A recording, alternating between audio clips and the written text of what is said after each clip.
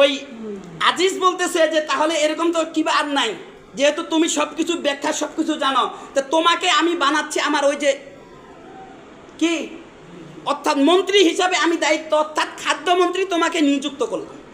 তবে সত্য হচ্ছে 1 বছর। কয় বছর? 1 বছর রাখতে পারি, তোমার আগে ব্যবহার আচার আমি দেখব, তারপরে যদি পছন্দ লাগে তাহলে আরো বড় দায়িত্ব দিব। তাফসীরের ভিতরে আসে 1 বছর দেখার পরে দেখতেছে সব কিছু ওকে 7 বছর দায়িত্ব দিচ্ছে। কয় বছর? 7 বছর পরে এটা এখন মজুদ রাখছে, অল্প অল্প করে দিয়ে দিছে। তারপরে এরকমভাবে ওকে প্রধান সেনাপতি বানাইছে ইউসুফকে। যখন ইউসুফকে বানাইছে তাফসীরের ভিতরে আসছে এই 7 বছর অর্থাৎ যে ভালো ফসল হয়েছে এইগুলো বাদ দিছে, যে দুর্ভিক্ষের সময় আসছে না, হাহাকার লাগে গেছে। আর সবাই জানে যে ওই যে ইউসুফ আলাইহিস সালাম খাদ্য দিচ্ছে, অর্থাৎ দূরের অন্যান্য দেশ থেকে এখানে আসতেছে।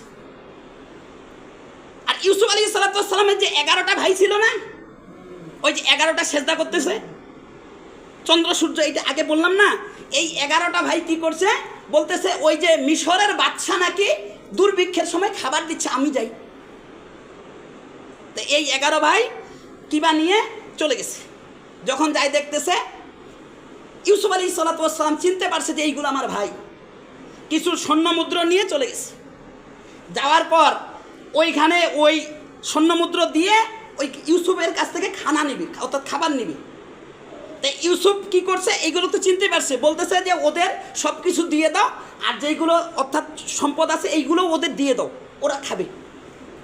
এরকমভাবে চলে গেছে। চলে যাওয়ার সময় বলতেছে এরপরে যে দুর্ভিক্ষটা আসবে, এইটা যদি আসে তাহলে কি করবেন, যে ইউসুফ আলাইহিস সালাম অর্থাৎ আপনার যে একজন ভাই আছে ওই ভাইটাকে নিয়ে আসবে, তাহলে এরপরে আমি আরো দিব।